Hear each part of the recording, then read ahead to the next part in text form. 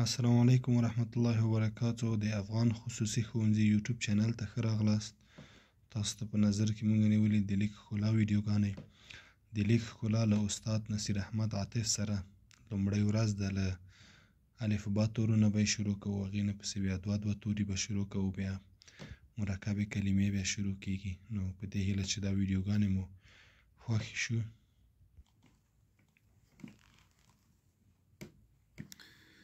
ښه راځو، نن لومړی درس دی د الف توری دی، هغه موږ تاسو په دې شکل باندې لیکلی شو، په دې اندازه باندې.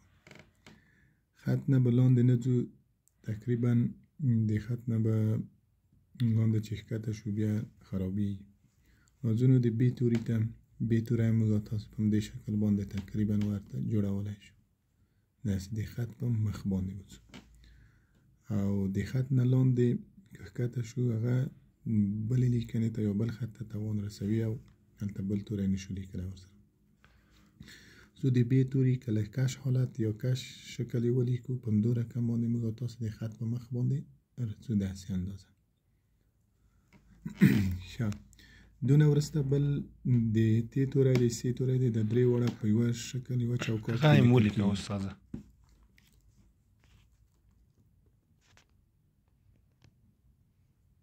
دی ت توری،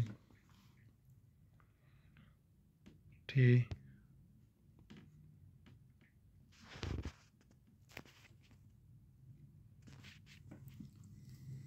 س، پ او ټ یې ولیکه استاده.